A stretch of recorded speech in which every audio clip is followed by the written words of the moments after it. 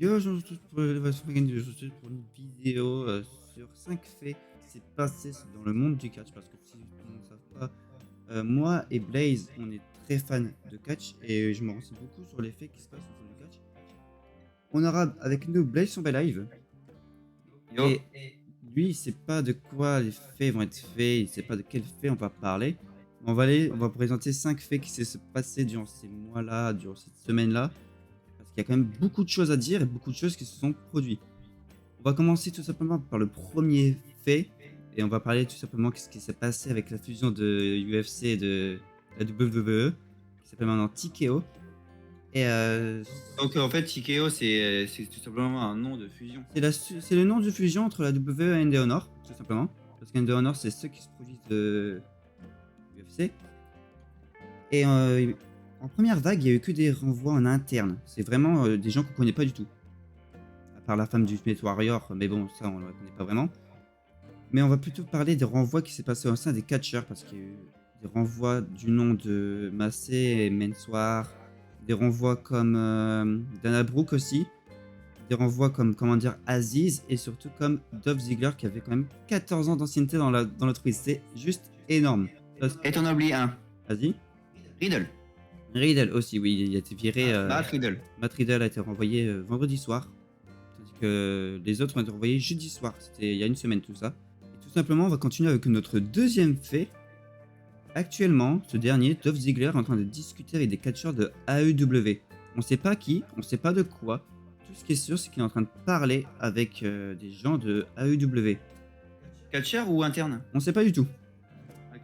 Mais tout ce qui est sûr, c'est que s'il veut être engagé à AEW, il faudra attendre son clause de non-contractabilité, c'est super dur à dire, qui se terminera début année 24. Moins ça, c'est sûr. Troisième fait concerne un catcheur qu'on n'a pas parlé de cette liste, Mustafa Ali, parce que tout simplement, comme il est dit sur son Twitter et sur son X, si vous préférez, les deux fonctionnent, qu'il a démissionné, tout simplement. Il a décidé de démissionner, même s'il avait un match pour la ceinture nord-américain contre Dominic Mysterio. Ah non, merci. Il a décidé de quitter l'entreprise et ils ont mis quelqu'un à la dernière minute. Il a aussi, si je parle de lui, c'est pas juste parce qu'il a décidé d'être envoyé, c'est qu'il a beaucoup de causes en interne et il parle beaucoup avec un certain Daniel Bryan Danielson. Et ce dernier dit tout simplement que cette discussion a été répertoriée aux oreilles de Tony Khan. Tony Khan qui est le gérant de la société tout simplement AEW. Je sais pas si ça va être fait, mais est-ce que si elle a démissionné, est-ce qu'il y aura toujours cette clause de non-contractabilité? Je sais pas. Ça, Normalement, non. Quand tu démissionnes, tu en as pas normalement. ça, c'est peut-être un mystère parce que Mustafa Ali, il a fait quand même 5 ans qu'il est là-bas. Hein.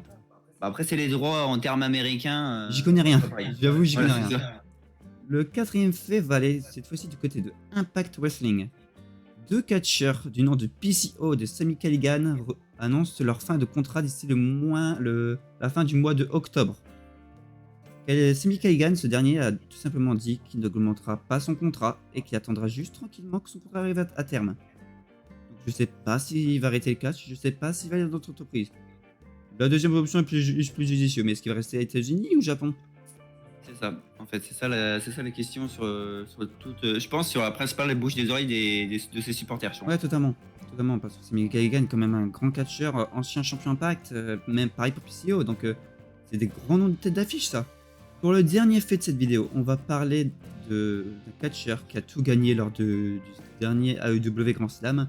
Je parle bien de Eddie Kingston qui est devenu champion NJPW Strong et Ring of Honor d'un coup. Pas d'un coup, mais il avait déjà la ceinture NJPW. D'intervalle, ouais. Mais il est double champion actuel. Et ce dernier a annoncé que son contrat aussi arrivait à terme. Mais il a augmenté son contrat de 5 ans avec AEW. Faut le féliciter. 5 ans, c'est juste tout simplement énorme parce que quand tu augmentes un contrat avec la WWE, par exemple, c'est juste 2 ans. C'est juste minime au rapport de reste. C'est-à-dire, il rediscutera avec son contrat d'ici 2028. C'est ça. Son contrat arrivera à terme d'ici 2028. Voici les 5 faits qui sont touchés au rapport du monde du catch. J'espère quand même que cette vidéo vous aura plu. Si vous voulez d'autres faits au rapport du monde du catch, n'hésitez pas à vous abonner et à lâcher un like. Et moi, je vous dis à plus pour une prochaine vidéo. YOLO! YOLO!